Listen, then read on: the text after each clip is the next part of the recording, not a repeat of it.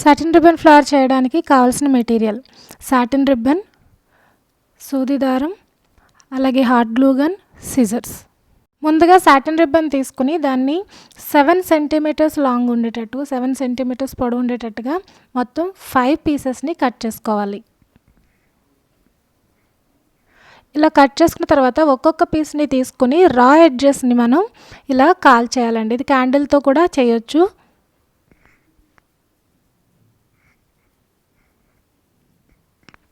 అలా ప్రతి పీస్ని కూడా రా ఎడ్జెస్ కాల్చాలి.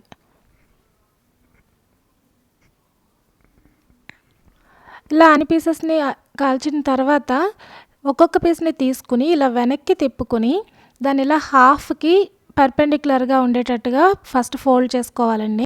ఇలా ఫోల్డ్ చేసుకున్న తర్వాత దాన్ని మళ్ళీ అలా వెనక్కి 2 ఎడ్జెస్ ఈక్వల్గా వచ్చేటట్టు ఫోల్డ్ చేసుకోవాలండి. ఫోల్డింగ్ ఇంతవరకే ఉంటుంది. ఇక కింద మనం స్టిచ్ చేసుకోవడమే. ఫోల్డింగ్ ఒకటే కొంచెం జాగ్రత్తగా నేర్చుకోవాలండి. స్టిచ్చింగ్ అది ఆల్రెడీ అందరికీ వచ్చే ఉంటుంది కదా. ఇవన్నీ నేను ఇంతకుముందు చెప్పిన ఫ్లవర్ కూడా ఇది సేమ్ స్టిచ్ చేయడం.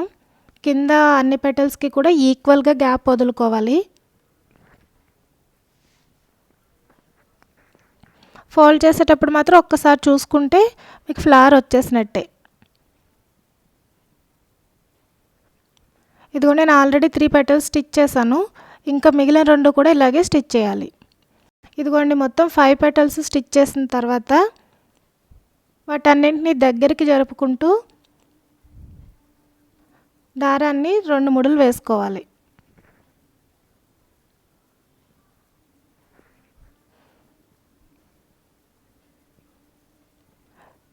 ఇలా గట్టిగా 2 ముడులు వేసి ఇలా దారంతో 2 ముడులు వేసిన తర్వాత ఈ పెటల్స్ని ఇలా సర్దుకుంటే మనకి ఫ్లవర్ రెడీ అయిపోయినట్టే. ఇప్పుడు ఈ మిగిలిన దారాన్ని మనం కట్ చేసుకోవాలి. ఫ్లవర్ రెడీ అయిన తర్వాత ఈ సెంటర్కి ప్యాచ్ తయారు చేసుకోవాలి. దానికి కావాల్సినవి ఫ్యాబ్రిక్ గ్లూ, బక్రం క్లాత్, కుందన్స్ ఏ కలర్ అయినా సరే మీ ఇష్టం, బాల్ చైన్, ఇంకా స్టోన్ చైన్. ఇవన్నీ యూజ్ చేసేప్పుడు ప్యాచ్ తయారు చేసుకుందాం. ముందుగా ఫ్యాబ్రిక్ గ్లూ తీసుకుని బక్రం క్లాత్ పైన అప్లై చేసి దానిపైన మనం కుందన్ని స్టిక్ చేసుకోవాలండి. కలర్ మీ ఇష్టం. నేనైతే ఇక్కడ క్రీమ్ కలర్ ఫ్లవర్ కదా, రెడ్ బాగుంటుందని వేశాను. తర్వాత దాని చుట్టూ మళ్ళీ గ్లూని అప్లై చేసుకోవాలి. ఇలా కుందన్ చుట్టూ గ్లూ అప్లై చేసిన తర్వాత బాల్ చైన్ తీసుకుని ఆ గ్లూ పైన మనం నీట్గా ఆ బాల్ చైన్ని అంటించాలండి.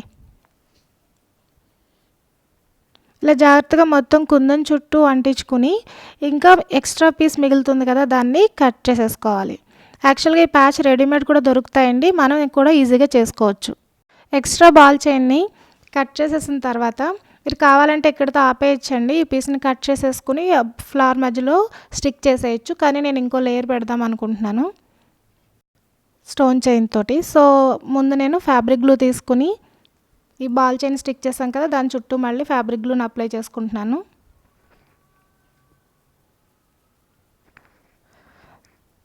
ఇలా గ్లూని సమంగా అప్లై చేసుకున్న తర్వాత ఈ స్టోన్ చైన్ని తీసుకుని సేమ్ ఇందాకట్లాగే స్టిక్ చేసుకోవాలి.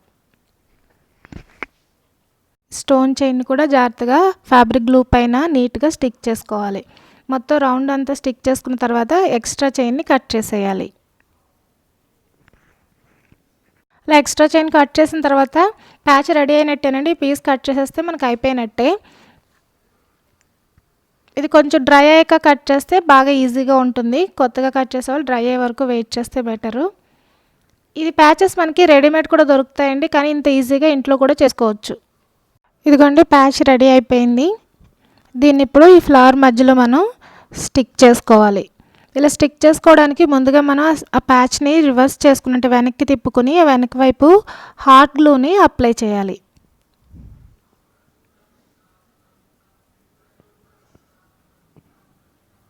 ఇలా గ్లూ అప్లై చేసుకున్న తర్వాత దాన్ని జాగ్రత్తగా మనం ఫ్లవర్కి మధ్యలో స్టిక్ చేయాలి. దీన్ని ఇలా పెట్టిన తర్వాత కొంచెం గట్టిగా ప్రెస్ చేస్తే వెంటనే డ్రై అయిపోయి స్టిక్ అయిపోతుంది.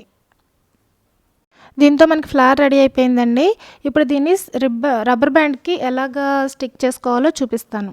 ఇలా 2 పీసెస్ తీసుకుని సాటిన్ రిబ్బన్ చివర్లు మళ్ళీ కాల్చేసాను. ఇప్పుడు రబ్బర్ బ్యాండ్ తీసుకుని